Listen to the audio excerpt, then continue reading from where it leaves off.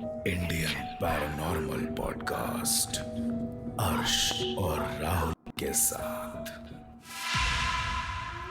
अक्सर ये हम लोग देखते हैं कि लोग अक्सर चौराहों पे कभी कभार एक मिट्टी का कलश जिसके ऊपर एक लाल कलर का कपड़ा होता है और साथ में एक जनेऊ बांधा जाता है, इसकी बिल्कुल डाली जाती हैं। या फिर एक अगर हम लोग एक बहुत सिंपल कॉमन घर की चीज़ की बात करें तो हम लोग घरों पे दुकानों के ऊपर नींबू मिर्ची वगैरह को लगाते हैं। हाँ, ये बड़ा आम है। ये बहुत ज़्यादा आम है।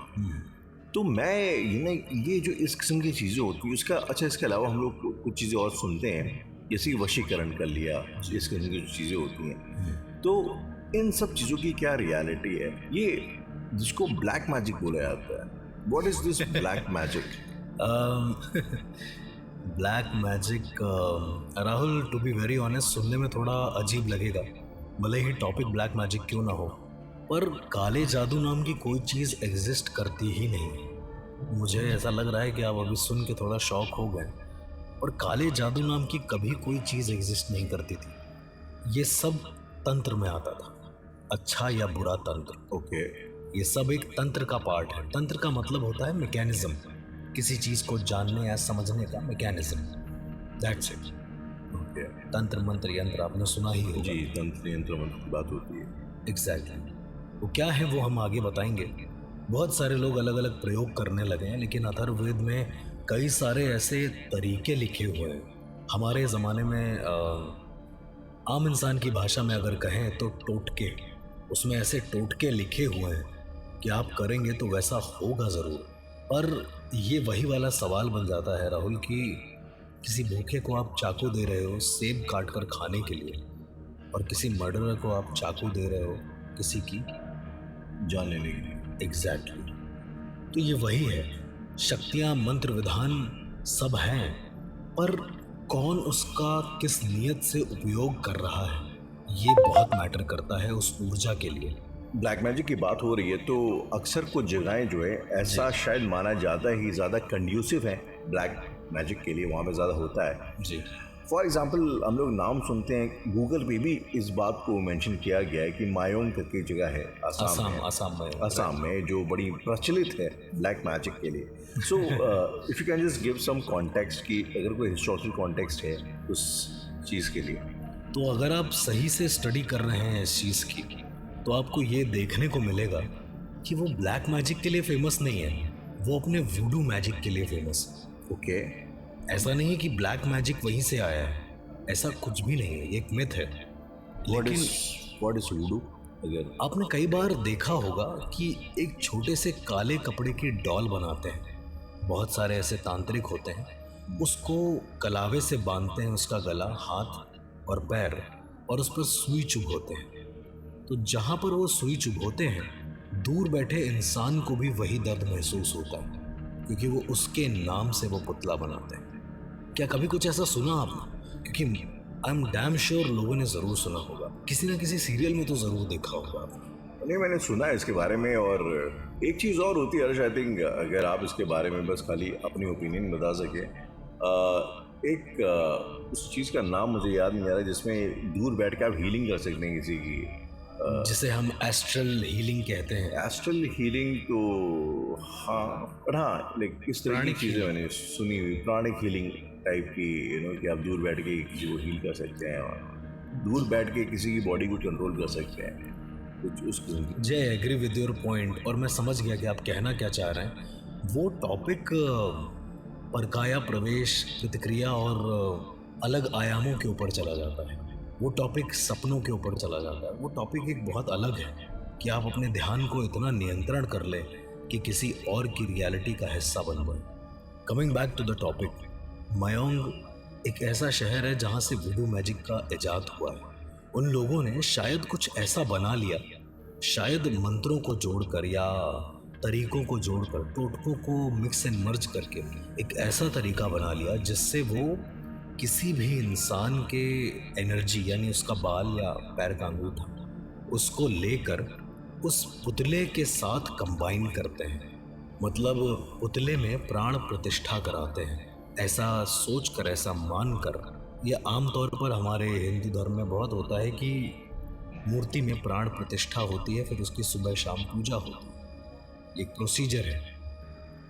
तो वो लोग उस काले कपड़े में बंधी जो इंसानी आकृति दिखने वाला कुछ होता है, वो लोग उसे डॉल मानते हैं, उसे वो इंसान मानते हैं और अपने मंत्र विधाओं से, अभिमंत्रित कीलों से उस पर वार करते हैं। तो वो जहाँ पर वार करते हैं वो इंसान पूरी दुनिया में कहीं पर भी हो, अगर उस इंसान का बाल इस जादू करने वाले इंसान के हाथ में है, इस वुडू मैजिक को करने वाले इंसान के हाथ में है, तो वो उससे कुछ भी करा सकता है।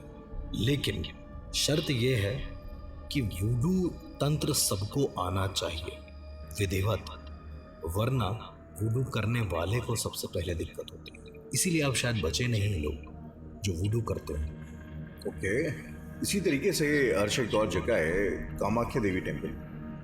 लोग वो जगह भी बहुत प्रचलित है इन सब चीज़ों के लिए। एक मंदिर में ये सब चीज़ें होना, how is it like significant? यार ऐसे तो सब चीज़ें प्रचलित हैं, ऐसे तो काशी विश्वनाथ भी प्रचलित है, ऐसे तो उज्जैन प्रचलित है, ऐसे तो बालाजी भी बहुत प्रचलित है। लेकिन आप ज़रा देखें, एक बार गौर करें, कामाख्या एक शक्तिपीठ है, उस जगह को आप हॉन्टेड नहीं कह सकते। लोगों ने इतना ज़्यादा उसको बना दिया है कि वो हॉन्टेड लगता है। काशी बहुत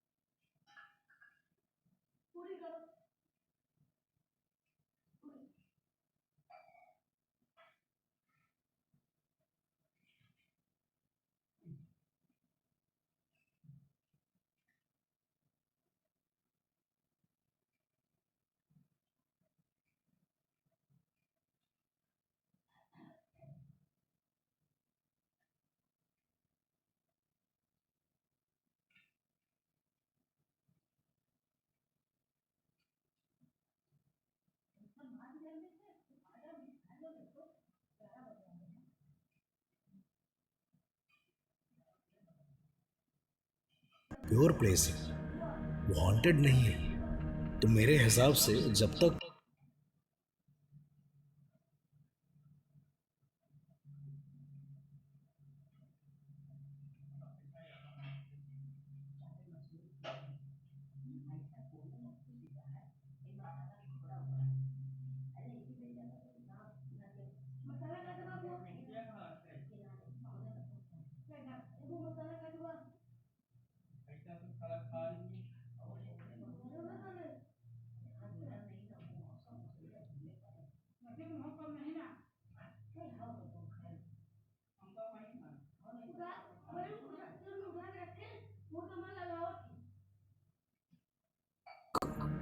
आपको ऊर्जाओं को समझना ना आए और आप उसे महसूस ना करें, मत माने कि वो जगह ऐसी है।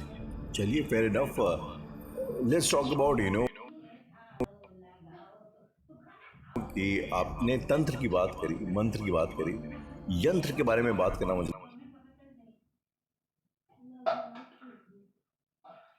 लगता है अभी तक थोड़ा सा रह गया है। ये जो चीज़ें होती हैं, फॉर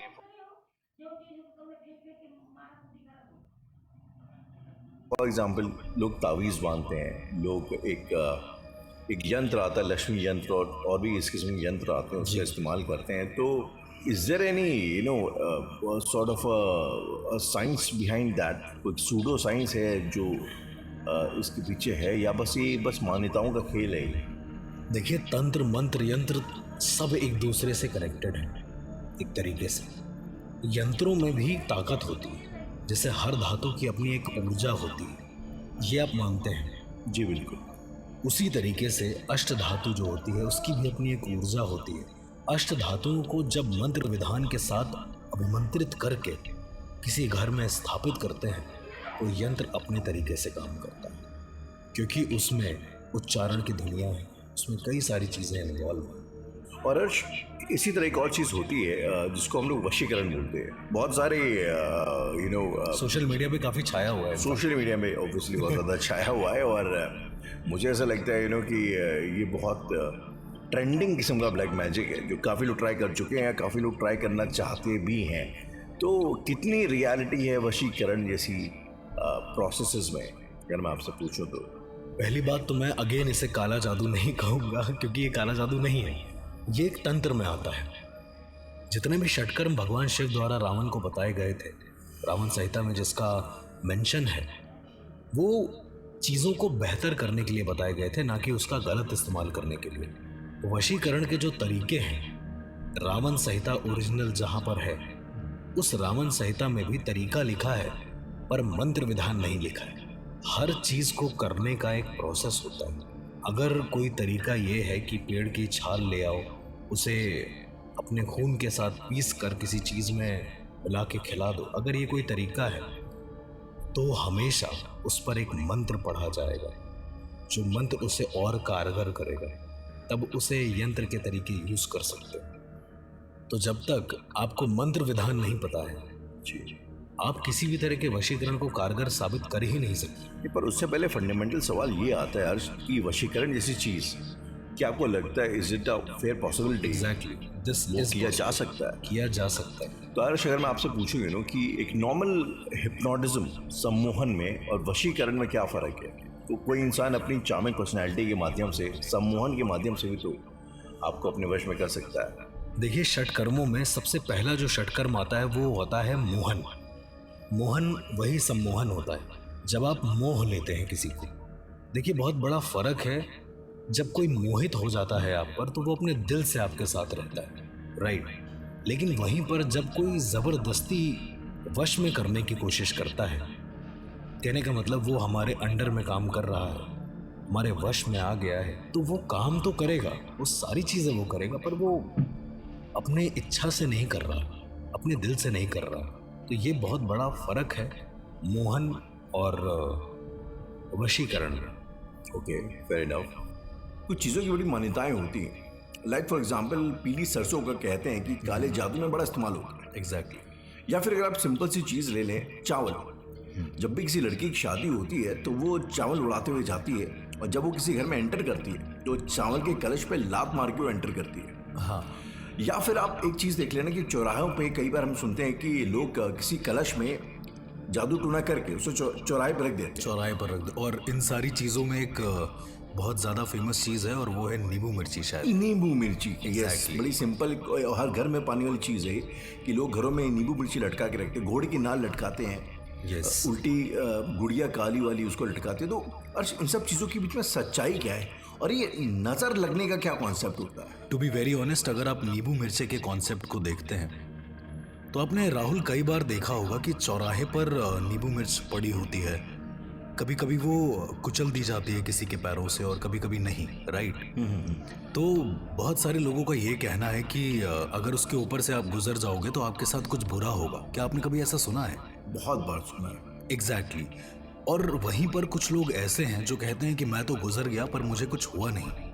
ये भी सुना है। इस बात को बताने से पहले मैं आपको बताना चाहता हूँ कि कुछ ऐसी चीज़ें हैं, कुछ ऐसे पदार्थ हैं बेसिकली, जैसे लौंग हो गया, नींबू मिर्चे हो गए, कुछ ऐसी चीज़ें हैं जो नेगेटिविटी को एब्जॉर्ब कर लेती है। मैं एक छोटा सा एग्जाम्पल देकर आपको बताना चाहूँगा। ओके। जैसे आपने कई सारे बड़े मंदिरों के अंदर देखा होगा कि आरती होती है, तो आरती अगरबत्ती से नहीं होती है लेकिन लौंग कपूर से होती है। देखा होगा आपने शायद। कपूर या लौंग की आरती होती है। हाँ जी, हाँ जी। तो लौंग, जैसे कि मान्यता यह है कि लौंग एक नेचुरल नेगेटिव एब्जॉर्बर है। वो एनर्जीज को, जो नेगेटिव एनर्जीज होती हैं, उनको अपने अंदर एब्जॉर्ब कर लेती है। तो कॉन्सेप्ट ये होता है कि जो लौंग होती है वो सारे लोगों के सर से उतारी जाती है और आरती के समय उस प्लेट में इकट्ठा कर दी जाती है। प्लेट में इकट्ठा करने के बाद कपूर की अग्नि को बहुत पवित्र माना गया है। हमारे हिंदू धर्म में कई तरह की अग्नियां हैं, लेकिन कपूर की अग्नि को बहुत पवित्र अग्नि माना गया है। तो ऐसा मान्यता है कि लौंग को हाथ में लेकर सर से उतारने पर clockwise, anti clockwise, mostly clockwise ही उतारते हैं, क्योंकि वही एक प्रोसीजर है एनर्जीज को डायरेक्ट करने का।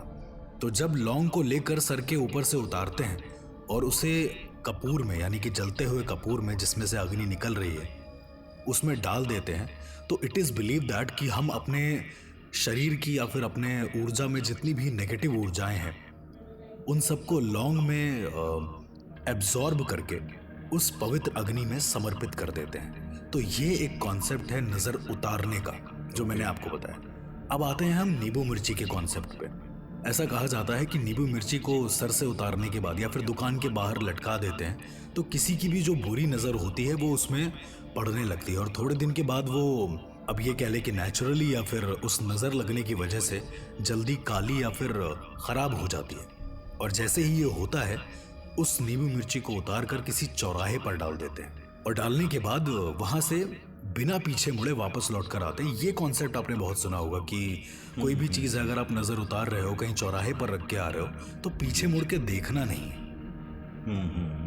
कभी आपने सोचा कि ये क्यों होता है? Not really. मैं इसमें एक चीज़ और जोड़ना चाहूँगा अर्श की, जब मेरे फादर का पिंडदान हुआ था जी, तो पिंडदान के बाद भी सेम चीज़ बोली जाती है कि आपने जब किया है तो आपने पलट के पीछे नहीं देखना है। पीछे नहीं देखना, एग्जैक्टली। तो मैं तब भी सोचता था कि इसके पीछे का लॉजिक क्या होता होगा। तो टू बी वेरी ऑनेस्ट, जब आप पिंडदान की बात करते हैं, क्योंकि ये एक बहुत बड़ा टॉपिक है, इस बारे में हम ज़रूर बात करेंगे। ओके। लेकिन कहते हैं जब आप किसी नेगेटिविटी को अपने शरीर से उतारते हैं या फिर किसी भी जगह से उतारते हैं और उसे चौराहे पर, ऐसी जगह पर जहाँ पर 4 दिशाएं होती हैं, दिशाएं तो बेसिकली वैसे 10 हैं, लेकिन वो 4 दिशाएं जहाँ होती हैं तो ऐसा कहा जाता है कि जो नेगेटिव एनर्जी होती है वो कंफ्यूज हो जाती है, एक तरीके से भ्रमित हो जाती है कि उसे दरअसल किस दिशा में जाना है। इसीलिए चौराहे को ज़्यादा कारगर माना गया है।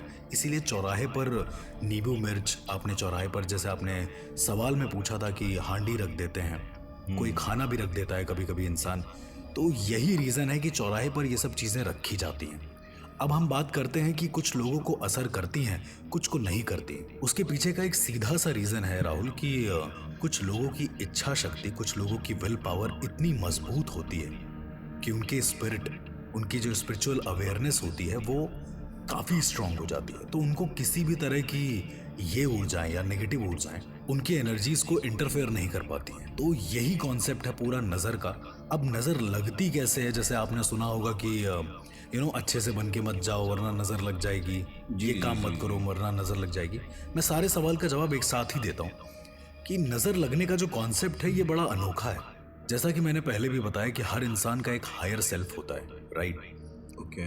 वो हायर सेल्फ जब किसी कन्विक्शन पावर के साथ बोला जाता है, जैसे मैंने सामवेद का एग्जांपल दिया था कि ध्वनि बहुत इम्पॉर्टेंट होती है श्राप में, जैसे मैंने बताया था ये सारी चीज़ें, तो उसी तरीके से नज़र में भी, मतलब जो हम देखते हैं किसी चीज़ को, उसमें भी एक कन्विक्शन पावर होती है।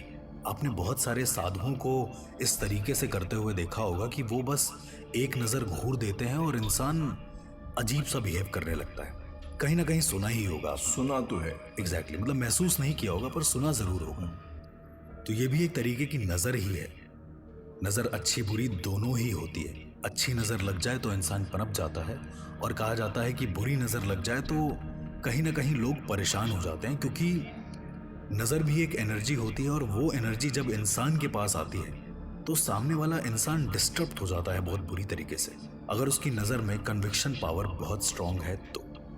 लेकिन अगर हम वहाँ ना जाकर काला जादू और टोने टोटके पर देखें तो आज भी इस पूरी इंडिया में ऐसे कई सारे गांव हैं जहां पर अंधविश्वास के नाम पर, जहां पर भूत प्रेत के नाम पर इतना तगड़ा अंधविश्वास है जिसके बारे में आप सोच भी नहीं सकते। उन्होंने किसी से तरीके सुन लिए, वो तरीके आजमा रहे हैं, उन पर काम नहीं आ रहे हैं तो वो दूसरे पर आजमा रहे हैं, क्योंकि उनको नॉलेज नहीं है, उनको पता नहीं है, उनको उसका सोर्स नहीं पता। कई सारे ऐसे गांव हैं राहुल जहां पर औरतों को डायन समझकर जला दिया जाता है जिंदा, इस डर से कि कहीं कोई चुड़ैल आकर, कोई डायन आकर उनके परिवार को नुकसान न पहुंचा दे। ये सब ज्ञान की कमी के कारण है, वरना काला जादू नाम की कोई चीज़ एग्जिस्ट नहीं करती है। टोटके एग्जिस्ट करते हैं, अगर किसी ने सही से उसको साध लिया है मंत्र विधा के अनुसार तो वो उसको कारगर सिद्ध कर सकता है। कुछ लोग करते भी हैं। और एक चीज़ मैं इतना ही कहूँगा कि जो काला तंत्र करता है जो बुरा तंत्र करता है, शायद वो कोई लिसनर ही हो, कोई सुन ही रहा हो, एक ही मेरा कहना है, ऐसा महामहिम पुराण में भी वर्णित है कि जिसने भी ऐसा काम किया, काला तंत्र या बुरा तंत्र, एक तरीके नीच कुल का तंत्र, उसकी मौत के समय एक भी इंसान उसके आसपास नहीं रहेगा। बहुत ही दयनीय मौत होगी, ये कन्फर्म है। लेकिन मैंने सुना है कि लोग काला जादू करके इन एनिमेट ऑब्जेक्ट्स पे आत्मा ले आते हैं, जिसे आम भाषा में हम श्रापित होना बोलते हैं। तो ये श्राप जैसी चीजें वाकई में होती हैं क्या? Like for example Annabelle. इन सभी सवालों का जवाब जानने के लिए सुनते रहिए इंडियन पैरानॉर्मल